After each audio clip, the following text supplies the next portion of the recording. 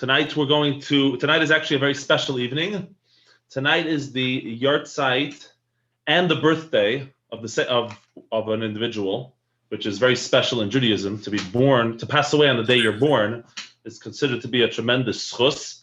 And it means that King David, Moses, Moshe Rabbeinu, many of the greatest people in Jewish history, this happened to them. And the reason for it is because what it represents is that they lived out every day to the fullest in their lives, and therefore the fact that it was lived out expresses itself physically, that it's perfect. You see how the days have a perfect symmetry to them, that exactly when they're supposed to pass away, exactly with the same day that they were born, it completes. They didn't miss one day in their lives, because life is more than not being dead. There's more to life than not being hit by a truck. And being alive really means utilizing every moment that we have and every day that we have to truly be alive. And that's what a tzaddik represents. And the tzaddik who passed away, of course, is the Belittled Rebbe, Rabbi Doiber, the second Lubavitcher Rebbe. And so it's a tremendous merit that we have to learn together on this very auspicious day.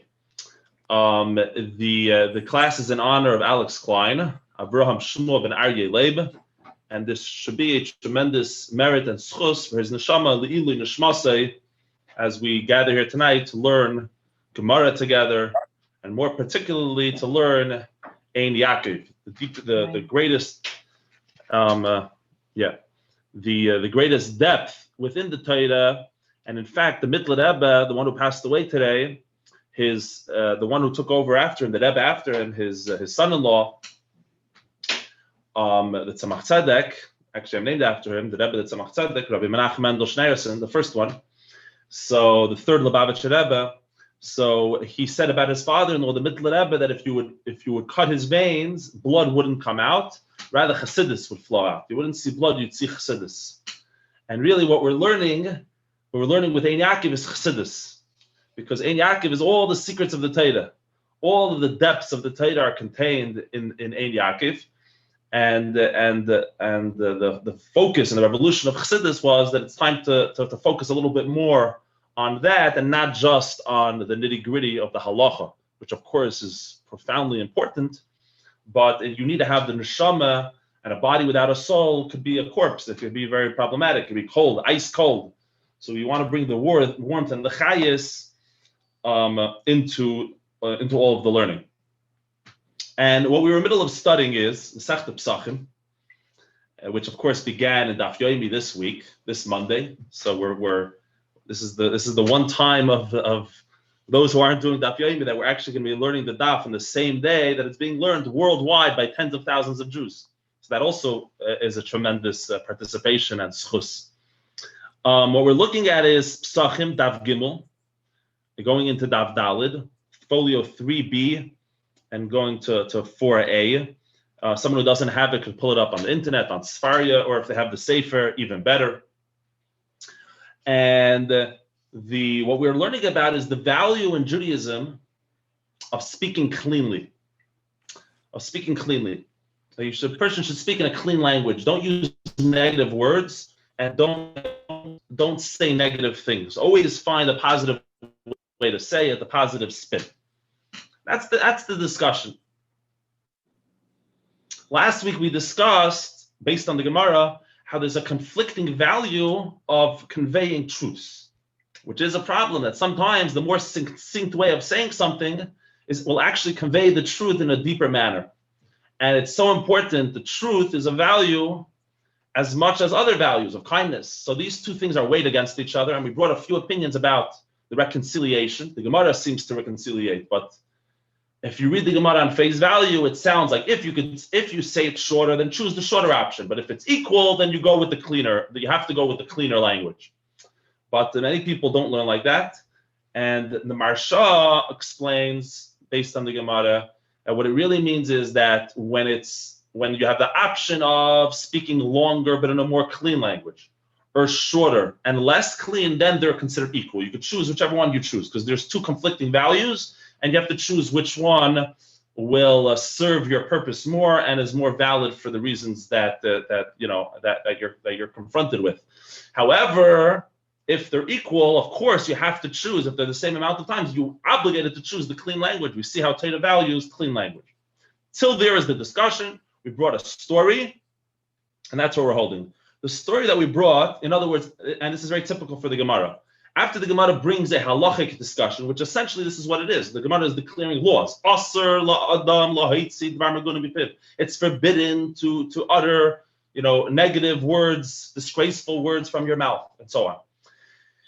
It's very typical to the Gemara afterwards to start applying it, meaning it brings a few stories from Amirayim, from the rabbis of the Talmud, and you see the application of these laws. Is this taka the halacha? How do we practice it in practice, in life? So the first story we brought was two students of Rav, and I'm just going to repeat the first story because I saw an amazing verse in the Chassam Sofer. The first story the Gemara brought for this idea, for this principle, is that there were two students of Rav, and after a full day of learning, one of them said, "I'm worn out like a pig, like a davar acher, from all the learning, like a boar, like a pig." The other student says, "I'm worn out like a kid goat, who's running around and around and around like they do. They wear themselves out. I'm completely worn out." So the Gemara says that Rav, who was their teacher, he never spoke to that student again, which is, to be quite honest, quite a tragic story. There's nothing more tragic for a student to never be spoken to again by your Rebbe, by your master. But Rav never spoke to him again. You could speak in such a way, in such language. So last week when we said the story, I didn't really have an answer. I mean, I'm not that I don't raise pigs, so who knows how pigs wear themselves out, how it works. But still, on its face, pigs are very lazy animals. Since when is? But I saw something very interesting with the Chassam Sofer. The Chassam Sofer said that these are students of Rav. The Chassam Sofer says everything they say is also precise. You think they just say words? What they're saying is very profound meaning. What they're saying is very extremely profound. And he said an amazing idea. He said that the most exhausting Torah learning, the hardest Torah learning that there is, that really wears you out, is when you're going down a path which is not even ultimately the halacha, the law. It's ultimately practically we're not going to follow that path. But in terms of logic and reason, it's considered part of Torah learning. Elu ve'elu divrei Elokim chayim. Both opinions are the word of the living God, and we pursue an opinion. We go down a track of Torah, even if it's not practical, even if there's no relevance, even if the halacha is befedish, explicitly not like this. But you have to bring it to its conclusions with as much detail. Basically, you have to develop the Torah with as much detail, the parts of the Torah which are completely theoretical and against the halacha, as much as the parts of the halacha. Why? Says the Chassam Sofer, because he says Torah is eternal. Even if it's not true in this scenario, this reasoning in some place and in some time will eventually be true. Everything is always going to be true at some point. As long as you're using the reasoning within Torah, every truth basically will have its day. As long as if you're saying that it really is true in its core, because it's Torah. These are the words of the living God. It's according to Torah reasoning, and it's Torah. That any truth will have its movement, will have its following, will one day have its time. Keep in mind, by the way, the Torah is going to be around for not a million years, for billions of years and trillions of years. The Torah is literally eternal. People don't realize what we're dealing with when we're talking about the Torah. The Torah is not here for a few hundred years or a few thousand years and then we move on. So the question arises. So here's the thing. So he said, "I'm worn out like a pig." What's a vart of a pig? He says, the Chazal tell us, the Medrash says that why is a pig called chazir? Chazir comes from the word return. Chazara, lahachzir, lachzor, to return. Because the Medrash says that when Mashiach comes, Hashem's going to make chazir kosher. Make chazir kosher. And which, by the way, interestingly enough, it's the Chassam Sofer who provides the answer to that. We know Torah is eternal. How could a pig be kosher? Chassam Sofer says that Hashem's going to make that it's going to chew its cud. The nature of the pig is going to be that it chews its cud, and then it's going to have the two signs of a kosher animal. It's going to be kosher. But so the pig represented to this student the idea of that you're dealing with something which right now is completely irrelevant, a pig, but eventually it's going to be returned to you. It's going to be returned to the Jewish people. It's going to become a kosher animal. And that is what the depth of what the student was saying. But nevertheless, so here's what's crazy though, that the student is such a brilliant student that he's giving this analysis. But in the end of the day, a pig right now is against the divine will. It's a disgusting creature. It's a filthy creature. It stands for everything which is the opposite of the Jewish people, if you study what a pig stands for. And the language that he used was inappropriate. And therefore, therefore he never spoke to him again. That was the first story of the Gemara, story that we mentioned last time. Now we continue on with the next story. I have a question. I Yes, have a please. comment. Sure. Hillel and Shammai also, they say that when in the time to come that Shammai's opinions will be the law. So that's a similar result. Fantastic, exactly. Again, the halacha, because basically the Torah rules that the halacha follows the majority, right? That's the halacha. Hashem's will is the way the majority of the Sanhedrin understands the law to be. The moment you have 36 verses out of 71, the moment you have 36, the halacha is like that for every Jew in the entire Jewish people till this very day, right? Which is something we discussed a very long time ago, that ultimately when a person says, I disagree with this law, with that law, with the God, it's very nice. You know, we respect everyone's opinion. They're entitled to feel that way, but ultimately it doesn't matter what they think, because even if they are right, they're still wrong. Because Hashem told us to listen to the Sanhedrin. So it actually doesn't matter what you think. No one really cares about your opinion. You have to figure out what the Sanhedrin thinks. So, but that's the rule. If one day the Sanhedrin decides regarding a particular issue, the halacha is like Beis Shammai, then the halacha is going to be like Beis Shammai. And indeed, the Arizal says that eventually the halacha is going to be the reverse. Instead of being like Hillel, we always rule like Hillel, it's actually going to be the halacha like Shammai. So that's exactly. It's a very similar concept that anything which is true eventually will I think the words L'chsam Sefer is in certain circumstances and in certain places will eventually have its expression. It can't not, basically. Okay, interesting. Akapanim. Moving right along. We have a few stories to come, a few stories ahead of us. The first story is continuing with the Gemara. It's 3b towards the bottom. The Gemara says that Hanu today Talmidei Dahave Yosvi Kamei de Hillel. There were two students who were sitting in front of Hillel, the famous Hillel. Hillel is one of the most famous rabbis. He lived in the times when the temple still stood. It wasn't after the destruction of the temple even, which is also a common mistake. People think that being that Hillel is always quoted in the Mishnah, he must be 100 years after the temple is destroyed. The period of the Mishnah is a 200-year period, and it begins a century before the destruction of the temple. So Hillel had a student. Who was his student? One of the most famous people as well, the one who led the Jews through the destruction of the temple. That was Rabbi Yochanan ben Zakkai. Oh, very interesting. The Gemara says,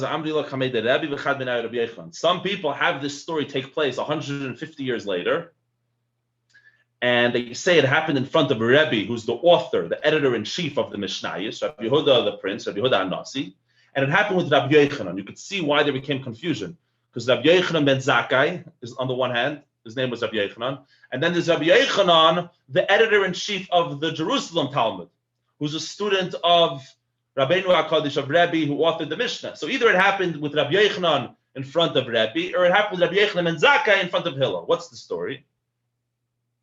Two students. One of them said a question, he asked a halachic question, but they asked the same halachic question just with a different verbal formulation.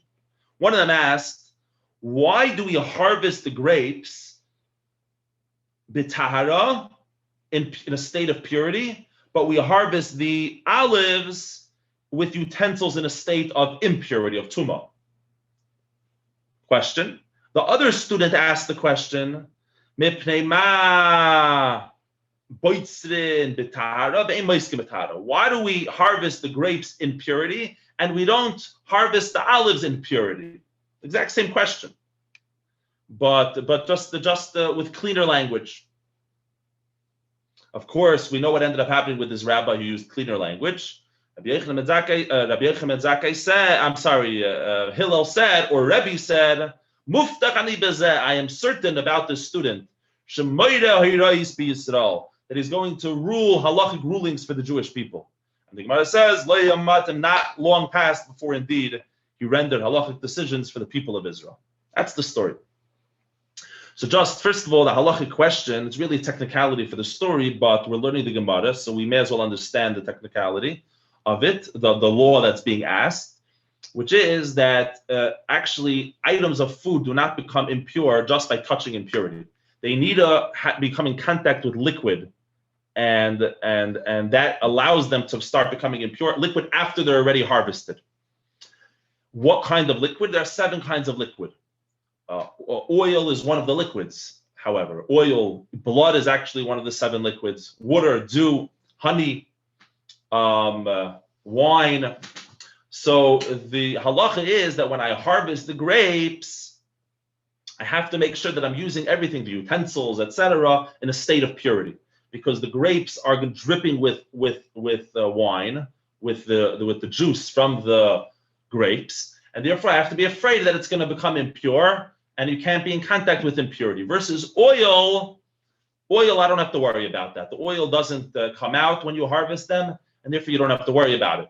So that was the question. Of course, he ended up giving that answer, but they asked for the distinction between the wine, between grapes and oil. One of them spoke in a cleaner language, one of them spoke in a less clean language, and he said, this one is going to be a tremendous rabbi by the Jewish people. Surely this person is going to be such a great leader for the Jewish people. Okay, so there's 2 things I want to discuss about this story. It seems like a straightforward story and so on. Question, first of all, there's a question that all of the Rishonim deal with. All of the rabbis, the Rishonim means the commentaries of the Gemara, all of them are bothered by the same question, which is that this Gemara seems to contradict the previous Gemara. The previous Gemara said that if you speak in a more succinct language, there's a value to speaking more shorthanded. So why should the student say extra words? Ein moiskin betara. He could just say moiskin betuma. You do it in impurity. What did he do wrong? This is considered such a strong question that there are even Rishonim who say that everyone is learning the Gemara wrong. That's literally their words. Everyone's learning this Gemara wrong. And really the one he was praising was the one who said the words impurity, because he spoke more shorthanded. And he did the right thing. And even though it looked like he was being less refined, but he was following the halacha and he was being very precise, and that was it. Most Rishonim reject this immediately, but they mention it, and it's not just the Tosfos says it. The Ran says in the name of Tosfos, and it's brought down. There is such an opinion, but that's not the mainstream opinion. The vast majority, I would say 90% of the Rishonim, do not learn like this. There's an interesting pshat brought. The art scroll actually brings it down, but I checked it up in the original. And it's very interesting. The Tashbates was a tremendous, one of the tremendous Rishonim. His name was Shimon, the son of Tzemach. That's why his title is Tashbates, Shimon ben Tzemach. And he was born in the year 1361 and passed away in 1444. So he's actually from the later Rishonim. And he discusses this issue. He has a letter about this Gemara. And he says the following in an answer that he gives. He says that I heard from my father once, he said, who said a vart in the name of the Rebbitzin of Rabbi Yosef. So that's why it's interesting. And the article actually brings down this line because it's so unusual. He says, I heard an answer, my father said an answer of the name of the Rebbitzin, the wife of Rabbi Yosef. And he says, who's this Rabbi Yosef that I'm speaking of? Rabbi Yosef, the son of Rabbi Yochanan, the father of Matisyo, and who's the grandfather of the Yochanan, the leader of our generation. So he's talking about some illustrious family who all have the name of the Chashmonaim or something, which is interesting. And he's basically saying, so I heard that there's an answer from the Rebbitzin, the Rabbanis. What did she answer to this Gemara? Maybe she heard the answer from someone. but it's being quoted in her name. That what? He doesn't even say that she said it in the name of anyone. He heard it in her name. What was the answer? That the whole value that we spoke of before, of la'elam yishna adam l'talmidei derech tzara, that there's a tremendous value in teaching your students and conveying the truth of Judaism in the most succinct way, which captures all the truths that you're trying to convey. This is only from a Rebbe to the student. However, a student to a Rebbe, it's always the more valuable path. The better path is always going to be the cleaner path, the cleaner language. You don't need to speak shorthandedly. Why? So to quote the words of the Tashbates, Shaharei harav libei rachav. The Rav, his heart is so wide, is so expansive. His mind, his consciousness is so great. He'll never ever get confused, no matter how long you speak. He never misses the point. And then the Tashbate says about this, V'tiditz yafa huzeh. He says this is a nice answer. I like this answer. But basically the answer is that a student, you could trust your Rebbe. You don't have to worry about conveying the truth to him. He'll see through everything. The Rebbe knows your teacher, if he's a true master, there's no such thing. He gets the point immediately, and you could speak cleanly. You could speak a little bit more cleanly. You know, there's a story of the Rebbe Marash. I love this story. The Rebbe Marash is the fourth Lubavitcher Rebbe, Rabbi Shmuel, and there's a chassid who had an extremely embarrassing aveda, sin that he committed, and he wanted a tikkun. He wanted to speak to the Rebbe, speak to someone of authority. How's he going to change his life? His heart feels stuffed up. He doesn't feel sensitive to spirituality. He did something that he felt bad about, and he wanted to change his life. But he's going to go tell the Rebbe that he did this sin? No way. He'd rather die than go tell the Rebbe that he did. He doesn't want to tell him. So he decided, you know what he's going to do? He's going to go to the Rebbe Marash, and he's going to tell him that his friend, that he's coming in the name of his friend, and his friend sinned, and his friend is too embarrassed to come. So he's asking a tikkun, and he'll convey to his friend the sin. So he comes to the Marash, and he does this whole shtick. So the Marash tells him, he says, it's interesting though. Your friend could have come himself, and he could have said that he's coming in the name of someone else, and he could have been embarrassed. Why did he have to send? He didn't have to send you, right? So when it comes to a Rebbe, you don't have to worry. He sees everything. He knows exactly what's going on. So this is the answer of the Rabbanis. I'm going to get back to this answer in a second. I just want to say the Marsha's answer, because we just mentioned the Marsha's opinion, being that the Maharsha learned Pshat.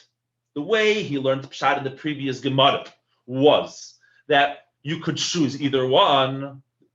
You could either speak short-handed, not cleanly, or cleanly and long-handed. Therefore, what's happening in this story was that the student, keep in mind, we don't find in this story that he cursed out the student who said the word betuma. Didn't curse him out. He praised the other student. You're going to be a great man in Israel. So he didn't do anything wrong. What the Maharsha says is that he didn't show any chachma. So he said betuma, fine. The fact that the second student asked the same question, but he changed the language from the first student, shows that he was approaching the question with a consciousness. He was making a conscious choice. I'm going to speak longer but more clean, which is the equivalent of speaking shorter but less clean. So the first student doesn't show any wisdom, says the Maharsha. He didn't show any chachma. The second one showed chachma, so he was very impressed by him. That's the Maharsha's answer. Now, the second thing about this story, which brings us back to the Vort of the Rebbetzin, is why, because the student spoke cleanly, did he say, I'm assured about the student, muftachani, I'm sure about the student that he's going to give rulings to the Jewish people. The commentaries ask the question, he should say, I know about him, he's going to be a very righteous person, very pious, he's so meticulous, he's going to be, since when does it mean that he's going to be a meireh halach, he's going to be a great teacher and rendering halachic decisions? It shows on piety, it doesn't show on brilliance per se. So actually, according to the Maharsha's answer, you could somewhat say that, he was a smart aleck. He did show wisdom in a way. So maybe that's what he meant. But let's try to go for a deeper answer. Why is he so assured? Muftachani. Muftachani means I'm assured. I'm certain that this person is going to be meireh halachis b'Yisrael. And of course, he was correct. So The answer, I believe, I might be wrong. I'm building it a little bit on something, but I believe that this is an answer, and I think it's an amazing answer. Actually, is based on what we just learned from the Rebbetzin of Rabbi Yosef, that the Tashbates quotes to us. What did she say? What did she say? She said that when you're speaking to your master, to your teacher, the first one spoke shorthanded. The second one said no, he spoke clean. Why was he right? Because when you're speaking to your master, you could speak cleanly. I mean, yeah, exactly. You could speak, even though it's longer, you could speak cleanly. So here's the vart. Which person is going to learn from his master to the point that you're going to be able to learn from your master enough that you yourself could end up being the master or a Rebbe? Only when you approach your own Rebbe with the knowledge and the awareness that your Rebbe knows everything. You have to realize it's an amazing idea, because here's the problem: we could waste so much time thinking maybe my Rebbe made a mistake. This line that he said, that's how you learn what he teaches. You say, oh, he missed something. This svara that he came up with, I have a question against the svara. So maybe my Rebbe is wrong. You know what ends up happening? You're wasting 80% of your energy deciding, and you're never really, the way you have to approach it is the following. You have to know with an absolute certainty that your Rebbe knows everything, and he didn't miss anything, and he thought of everything you're ever going to think of. If something doesn't make sense to you, it's time for you to crack your skull, break your head, and figuring out why your Rebbe is correct. Why did he say what he said? Truly accept what he said, and then try to understand what he said.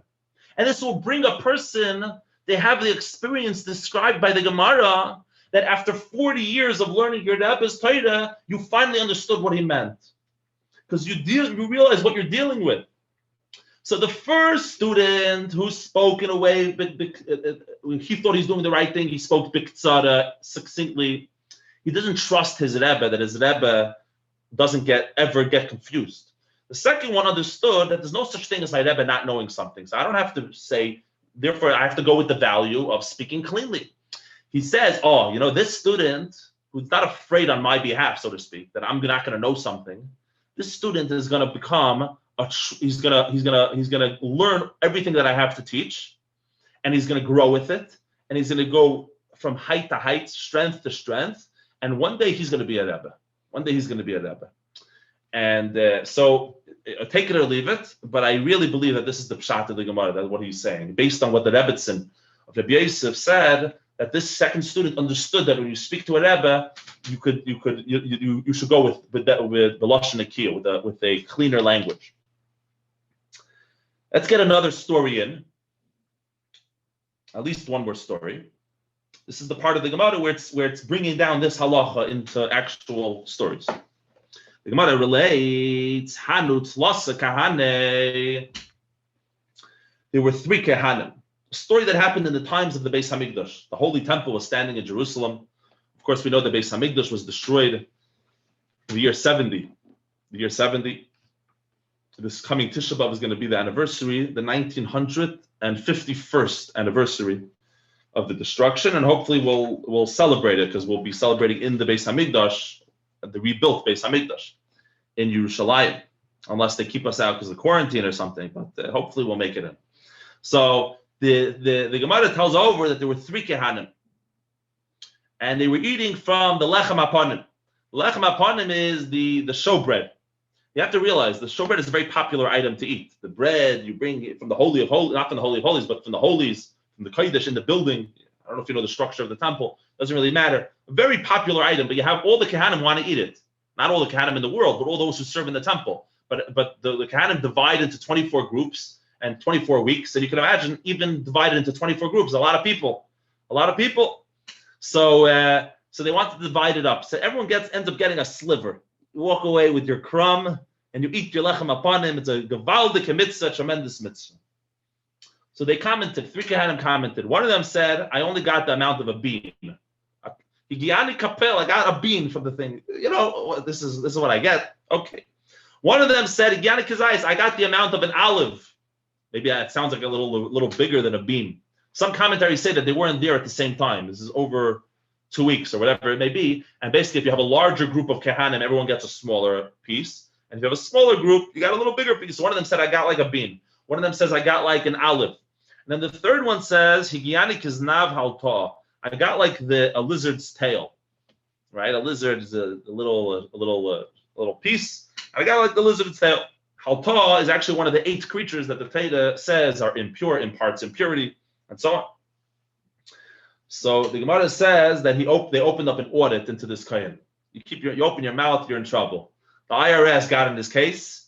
They couldn't believe the words that came out of his mouth, and they opened an investigation. Could this really be a kohen? Would a kohen speak this way? How could a kohen use such words? He's calling the piece that he got like a lizard's tail. And the Gemara says that they investigated and they found a shemetz psul. They found a disqualifying feature in his family tree, that he would be a halal, he would no longer be a kohen, and that's what they did. That's what they did. By the way, this story of the Gemara seems to bring in a new element to this whole discussion about speaking cleanly. And what psychology discovered many 1700 years later, the concept Freud developed, the concept of a Freudian slip. That there actually, even though words seem very superficial, but you'll say something and really it's coming from the deepest place. You expressed yourself in a certain, people say it came out the wrong way. That's how people normally say it, which is fine. But really, Freud's theory is that it didn't come out the wrong way. It came out the right way. It came out exactly as you meant to say it. The second time was the wrong way. Second time was your the civilization covering over the id, your true identity or whatever. MS. But over here, MS. MS. Yeah. So the over here, the Gemara, the truth is, all the previous stories I could have said that the Gemara really meant that they did a sin, so he didn't speak to him again. Or this one over here, the Gemara they felt that there was something wrong with the person. How could those words? I understand you were just talking, but the fact that you said that shows on something. There's something wrong with you. With you're not feeling it. Are you really a kohen? Are you not a kohen? They did an investigation. According to Rashi, there's actually other opinions. What they found by him, according to Rashi, they found he was a halal. A halal basically means that a kohen who marries a woman who kohen is not allowed to marry, for example, a divorcee, that woman is then the child is no longer a kohen, even though his father is a kohen. I will say something which is a little bit radical, but it happens to be true, is that a lot of kehanim that you meet nowadays in the not religious world are not really kehanim. They're really halal. They're not really. They think they're kehanim because their father is a kohen, their grandfather is a kohen, but they're not really a kohen. Why? Because one of the things which disqualifies a woman from marrying a kohen is if she had relations with a person she's not allowed to have intimate relations with. So any woman, for example, who's with a goy, if she was with a yid, and even if it was a sinful way, it doesn't matter. But if she was with a goy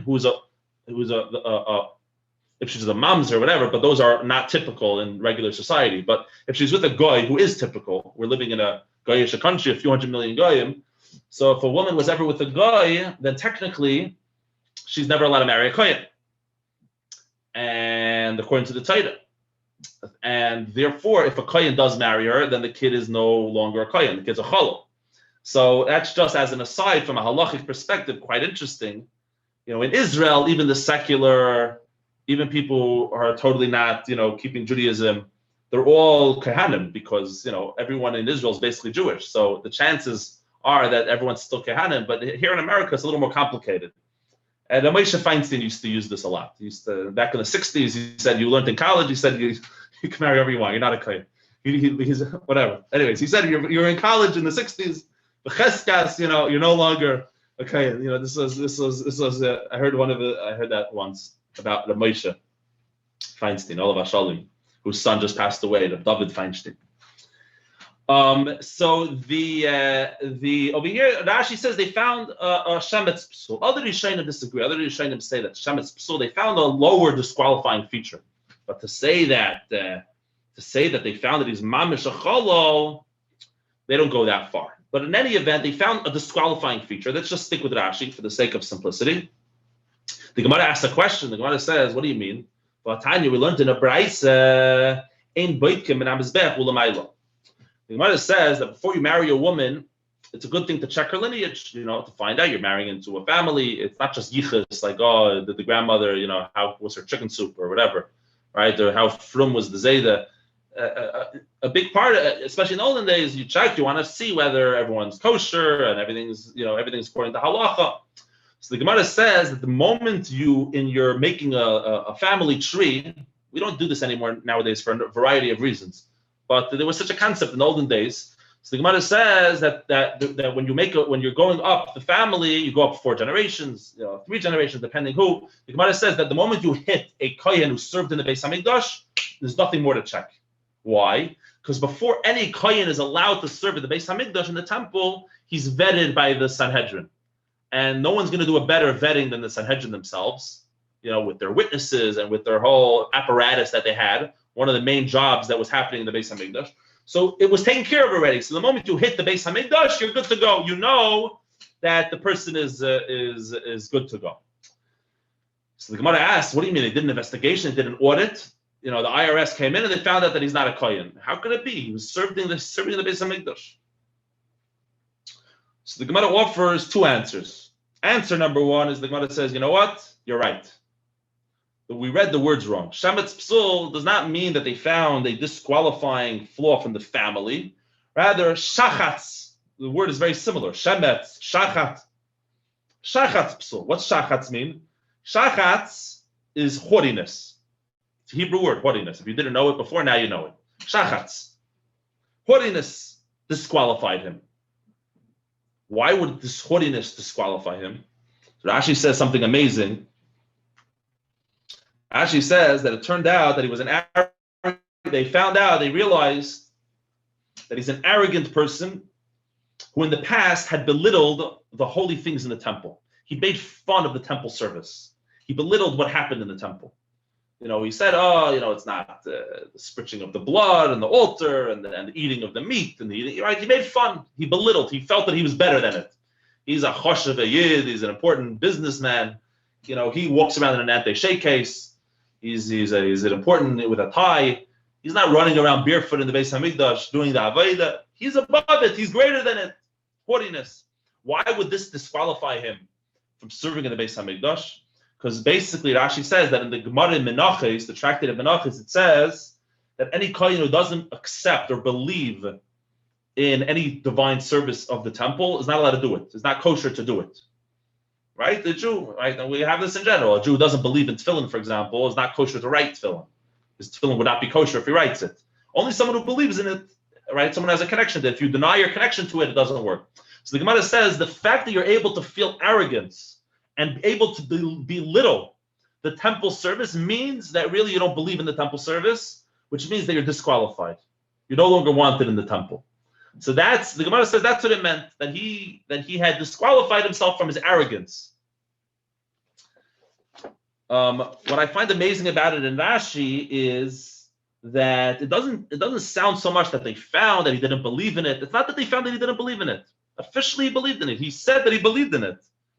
But the fact that he was arrogant, Rashi says, and that he would belittle Kodesh Shemayim made him decide that he doesn't really believe in it. So I don't know what that means in Avodah. We could apply it to our own lives about the importance of understanding when it comes to a mitzvah, the respect of a mitzvah, or respect that even if you're not living up to something, but there's the worst things in Judaism, let's say, are idolatry, denying Judaism and going against. The Gemara here seems to say that a haughtiness is in the same category of denying it. Which the Gemara actually says elsewhere, that haughtiness is the equivalent of idolatry. It's like denying Judaism, because God, how could you be haughty in the presence of God? How do you accept Judaism and be haughty? You obviously don't even know you obviously don't really believe in it. You obviously have you're on an ego trip. So there could be some application of this in real life. What the Gemara is saying, how you have to be so careful. They were very disturbed by what they heard from this Kayan, and they did an audit, and they decided that it's true. He thinks he doesn't really believe in the Beis Hamikdash, and therefore they denied him the service. In any event, maybe we'll have something more on that next week. But in any event, the second answer the Gemara gives is actually it's true that we never open an investigation. We trust the previous audit. However, the Gemara says he damaged himself, his own reputation. He proved that the investigation hadn't been done properly in the first place. He provided a smoking gun, and this opened up a new investigation, and then it was possible. In other words, we're not saying that it's infallible. It's impossible for a disqualified kohen to get through the thing. But 99%, it means they did a good investigation. And any investigation you're going to do looking into the family is going to be nothing in comparison to the investigation the Beis Din did.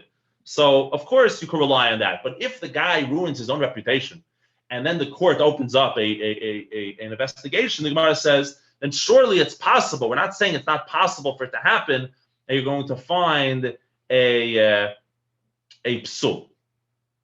Okay, I want to conclude with a vart about there's a kasha that's asked, and there's two beautiful answers that are given. And the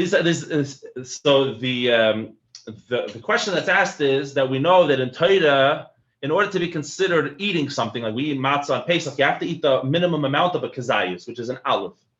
So the question is, these kahanim who are eating in the Beis Hamikdash, how could it be that they're eating these tiny slivers of food? They have seemingly there's a mitzvah to eat from the Beis Hamikdash, from the holy sacrificial meat, or from the lechem apanim. So why is it that they're able to eat such minute amounts? So the Achronim get all over this. The Achronim are the later people from the last 400 years. But these are very late Achronim, but these are amazing people, the greatest geniuses of the last century. So the Beis Halevi, who is the original J.B. Soloveitchik, the Beis Halevi is the father of Reb Chaim Soloveitchik of Brisk, the illustrious, one of the greatest families in Israel, the Brisk Mishpacha.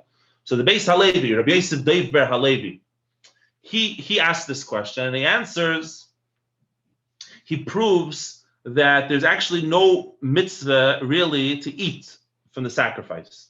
The mitzvah is to bring the sacrifice. He says there's no two commandments in the Torah, to bring the sacrifice and to eat it.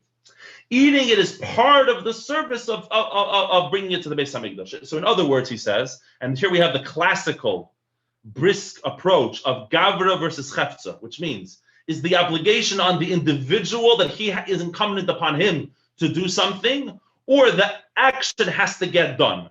Gavra means the person, Chefza means the item. The Beis Halevi explains that the mitzvah is a mitzvah that the kodshim should be eaten, not that you should eat it. And therefore, over here, the law is different, and you don't need to eat a kazayas. That's one answer that he develops in a halachic discussion, which we're not so used to delving into in Ein Yaakov Shir.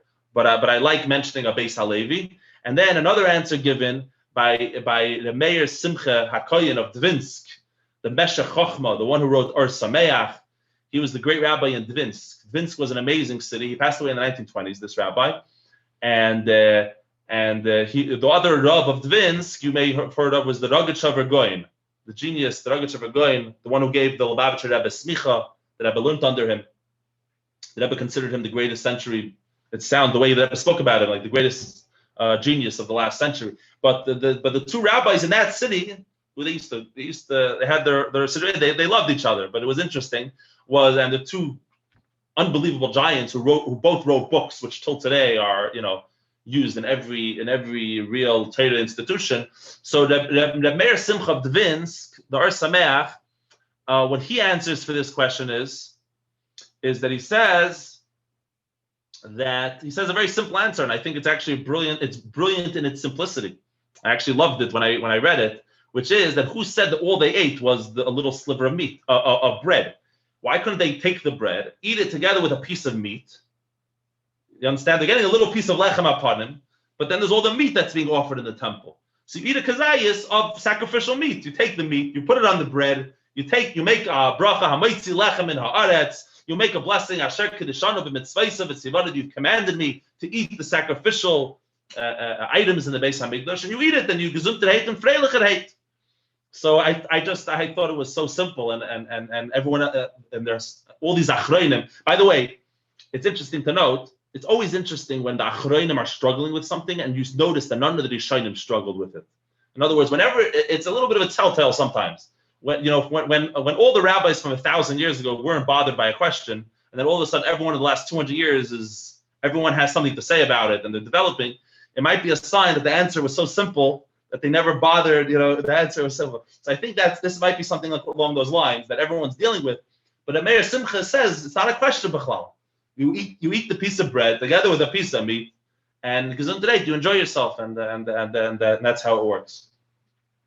So next time we're going to continue with another tremendous, powerful story that I grew up with as a kid. It's one of the tapes that they have, a very interesting story of a guy who used to come to Eretz Yisrael to try to fool everyone that he's Jewish. An interesting story. And thank you everyone for joining. Once again, this class is b'schus and in the merit of Avraham Shmuel ben Aryeh Leib. I do want to mention. I mentioned it last week that people could. This is the sefer we're using. The art school came out, a beautiful sefer, Ein Yaakov. This was the one on Eidavin and Pesachim, and it's the family did a tremendous thing in honor of Alex that they've been a sponsor. You can open the sefer, you'll see they were actually sponsors in the printing of the sefer. So that's an option for everyone. Thank you everyone for joining. Yeah. Thank you very much. Thank you. Thank you.